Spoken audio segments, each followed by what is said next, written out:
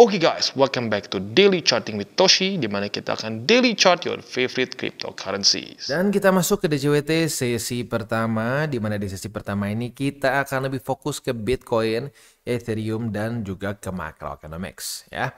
Oke, dalam 24 jam terakhir, overall sih masih rally 0,48% ya. Tetapi untuk BTC dan Ethereum di sini minus ya, minus 1,18 dan 2,51. Nah, untuk Bitcoin yang paling penting mungkin adalah dia daily close masih di atas dari struktur yang kita bahas kemarin, yaitu 60.809. Nah, jadi sekali lagi ini adalah pembuktian sebenarnya TA itu kepake kok kalau lu bisa pakainya gitu. Dan kalau tidak ada fundamental yang terlalu penting ya, seperti yang kita tahu kita udah habis ya, data-data penting udah keluar semua di sini. Nah, TA akan cenderung lebih rapih dan lebih predictable begitu. Yang bikin tiba-tiba bisa ada candle raksasa kayak begini itu biasa karena fundamental begitu ya. Nah, tapi lagi-lagi TA itu berguna kalau bisa pakainya ya. Kalau orang bilang TA nggak berguna tuh kayak lu ngomong buat apa pakai safety belt, ada tuh yang mati walaupun dia udah pakai safety belt. Bener, ada yang tetap mati walaupun udah pakai safety belt ya. Tapi secara statistiknya kalau lo menggunakan safety belt saat nyetir, probability lo untuk selamat lebih besar. Nah sama lah, TA. Kalau lo pakai TA, probability lo untuk cuan di market lebih besar. Ya. Dan tentunya ya kita pengen lebih besar dong probability kita, masa kita pengen boncos. Ya, makanya pakailah TA yang benar. Ya. Oke, nah selanjutnya kita akan bahas mengenai satu dilema nih ya.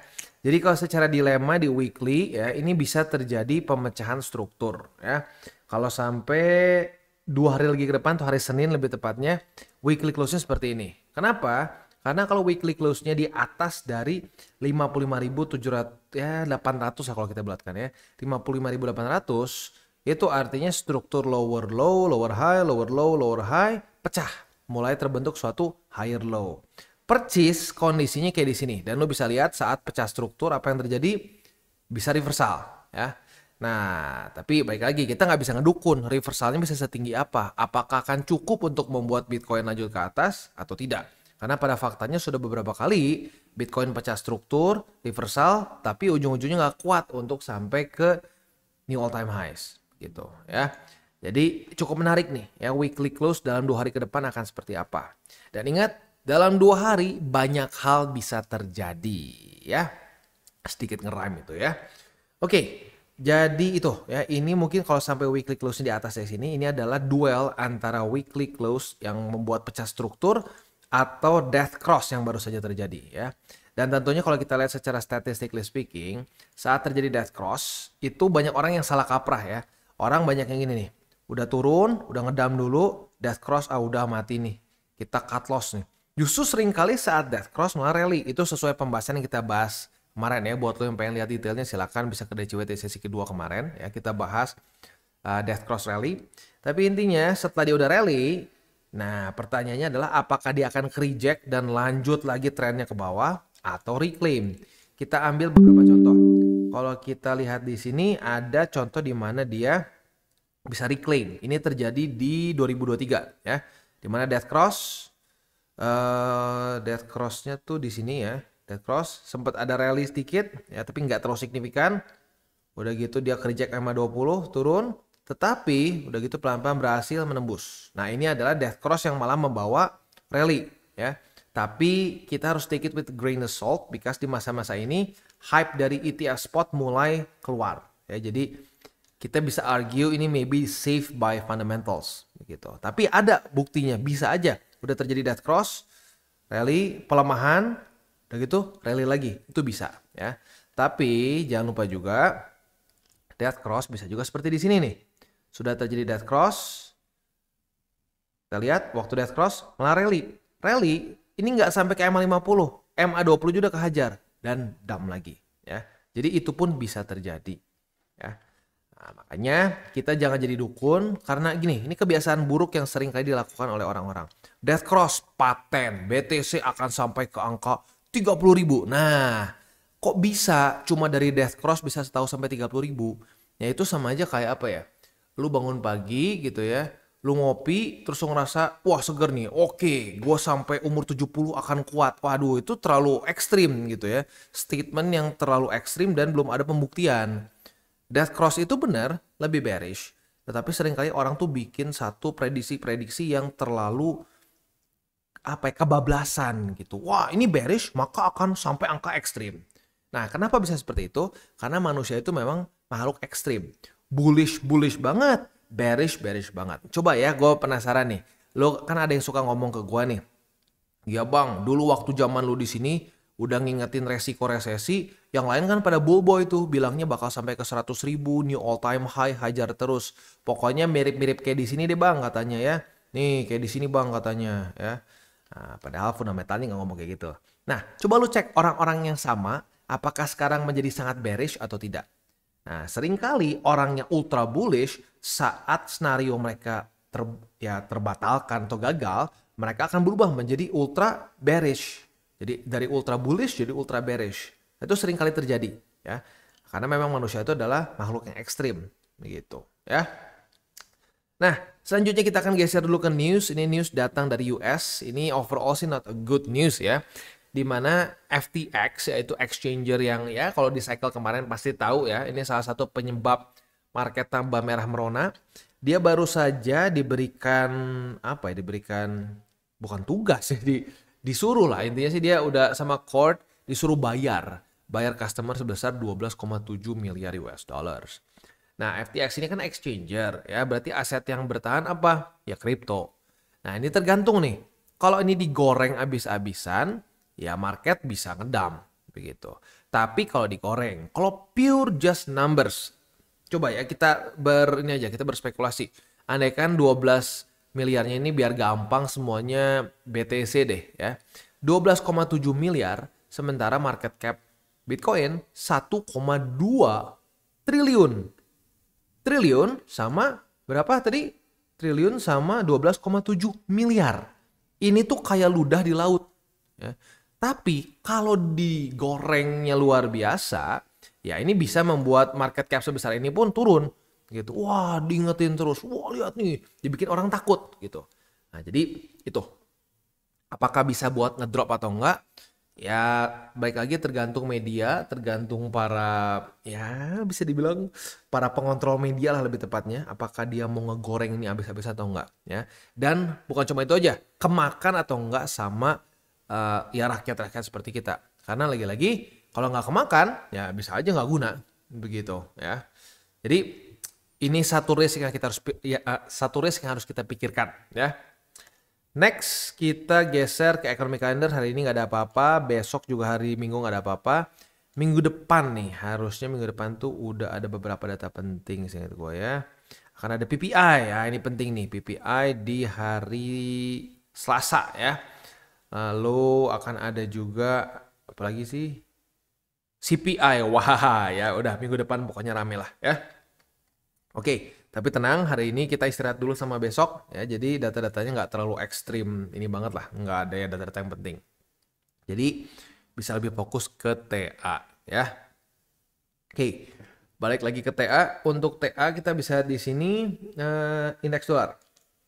Indeks dolar kondisinya sedikit melemah pada hari ini, tapi overall sih kita masih lihat trennya bearish ya, membuat lower low, lower high, lower low, lower high, dan lower low lagi. Nah kita lihat MA20 nih, kalau sampai reject oleh MA20 ya siap-siap, berarti ada kemungkinan dia akan lanjut membuat lower low. Nah yang menyebalkan sekarang korelasinya itu lagi ini ya, malah korelasinya kayak kebalikan dari biasanya. Indeks dolar ngedrop, BTC ikutan turun. Nah sekali lagi buat lu yang mungkin masih newbie, buat lu yang udah sering dengar nggak apa-apa, biar nempel ya. Buat lu yang belum pernah dengar kenapa bisa seperti ini, karena saat Amerika mendekati ke resesi ya dan akhirnya terjadi resesi, korelasi dengan Bitcoin itu malah membuat BTC turun gitu. Itu yang kita lihat dari 2019. Nah, maka dari itu indeks dolar turun, BTC ikutan turun begitu. Nah, kalau ada yang nanya, "Bang, kenapa saham-saham kayak S&P, Dow Jones gitu kok kemarin malah kuat ya dari April?" Kita bandingin deh paling gampang ya. Ntar kayaknya mending sini deh yang lebih ini ya. Kita lihat di sini di bulan sekitar April Maret kita overlay sama S&P 500. S&P 500 di sini Bang turun sih waktu April, tapi bedanya BTC lanjut melemah, S&P naik. Nah, baru sekarang turun bareng. Kok bisa gitu Bang? Ya, itu logikanya adalah karena Bitcoin, crypto in general dianggap lebih beresiko. Maka dari itu kalau sampai lu punya BTC atau punya S&P, orang akan cenderung menjual BTC-nya dulu kalau sampai ada resiko terjadinya resesi. Begitu ya. Nah, tetapi nggak selamanya seperti itu, at some point akan turun juga. Dan ini sekali lagi sudah terulang dari 2019.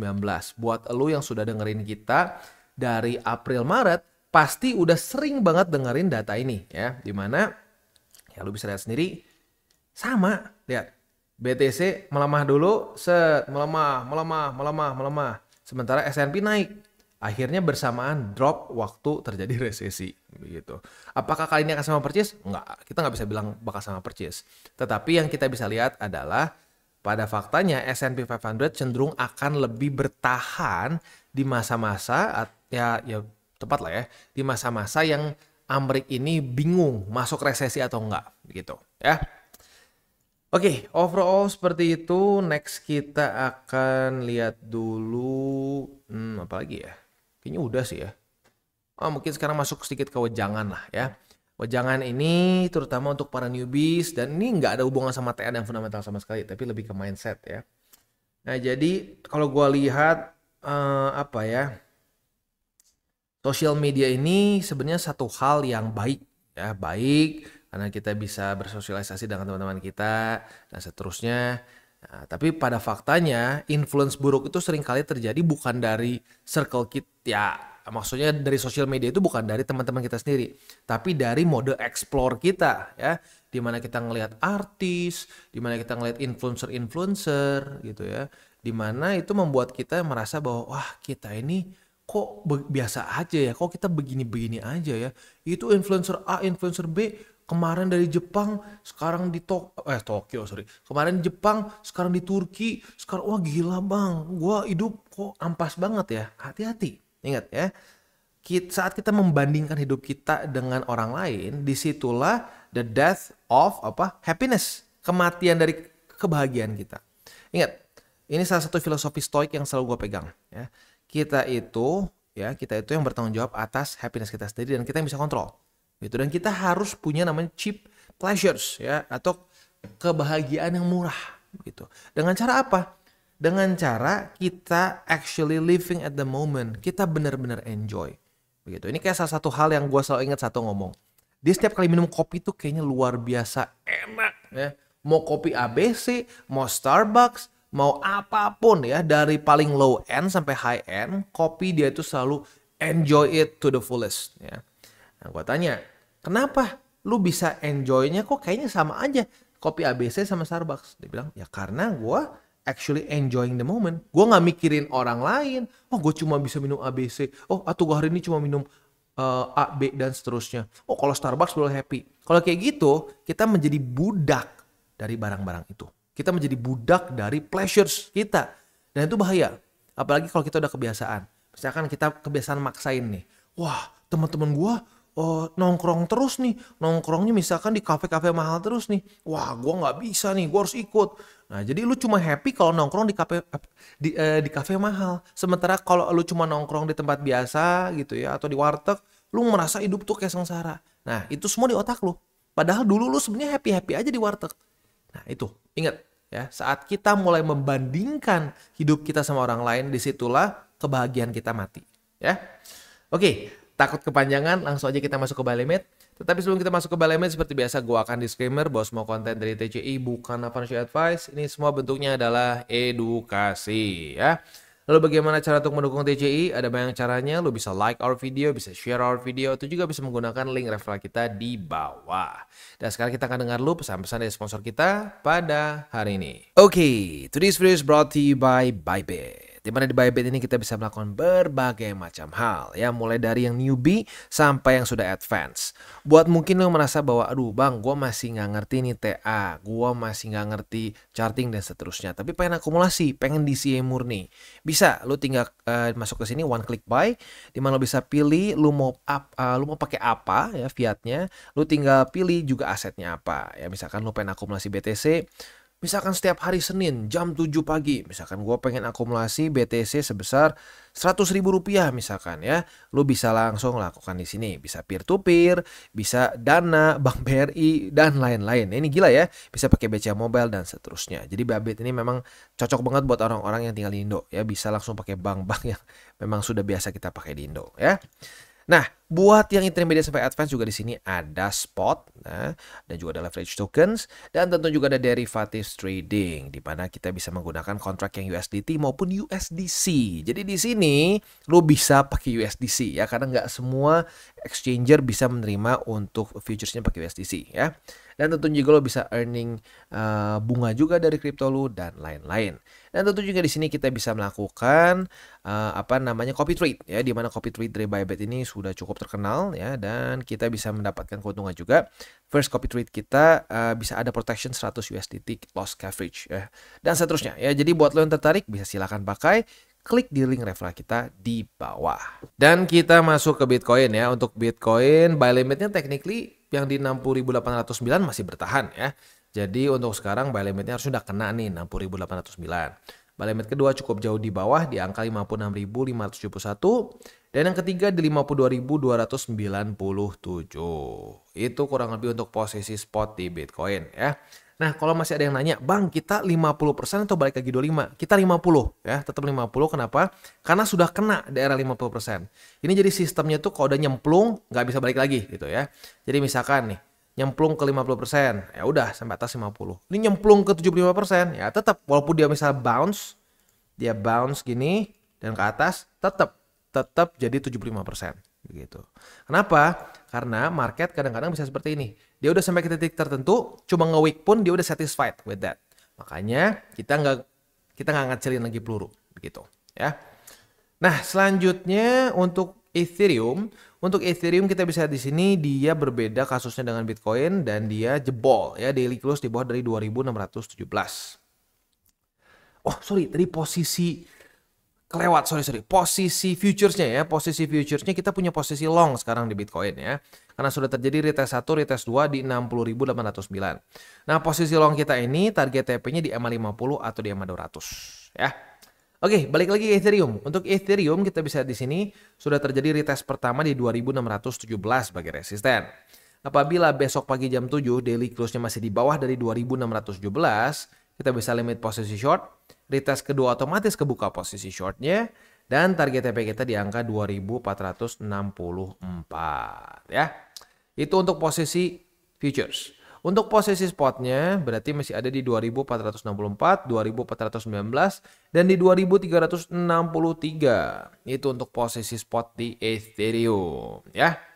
Oke, overall kita bisa di sini semuanya cenderung masih oke, tapi kita jangan prematur bullish ya. Kita masih ada beberapa hal. Yang pertama adalah weekly close dari Bitcoin nih. Pecah struktur nggak? Kalau pecah struktur berarti possibility untuk reversal semakin besar.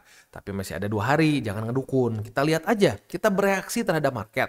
Jangan nyuruh-nyuruh market. Ingat, market itu mantan kita paling kejam. Semakin kita suruh-suruh, mantan ngelakuin apa? Kebalikannya ya. Itu. Terus yang kedua adalah ini duel antara, kalau sampai pecah struktur itu adalah duel antara struktur yang pecah itu ya dengan ini ya, death cross. Death cross ini biasanya EMA 50 bisa ganas, bisa enggak. Nah, ya tinggal kita lihat ya, kita dapat versi ganas atau enggak ya. Oke, jadi kurang lebih seperti itu untuk DCWT sesi pertama. Kita tutup dengan 3 golden rules. Jangan pakai uang panas, jangan over leverage, dan berpikirlah jangka panjang. Oke guys, jadi itu adalah akhir dari segmen DCWT kita pada hari ini. Dan jangan lupa bagi kalian yang merasakan manfaat dari segmen ini, jangan lupa untuk share ke teman-teman kalian. Dan apabila lu pengen mensupport channel kita, ya TCI, jangan lupa untuk menggunakan link referral kita di bawah. Nggak wajib, ya, tetapi apabila lu menggunakan link referral kita di bawah, ada macam-macam ya, dari Bybit, Huobi, Maxi, toko kripto, dan banyak lagi ya. Ya, walaupun nggak wajib, tapi kalau menggunakan link referral kita, lu secara langsung membantu perkembangan dari TCI. Dan satu lagi, jangan lupa juga untuk join Telegram group kita, di mana kita bisa ngobrol-ngobrol santai mengenai dunia cryptocurrency secara dua arah. So, jangan lupa untuk like, subscribe, click the bell icon, and see you on the next video.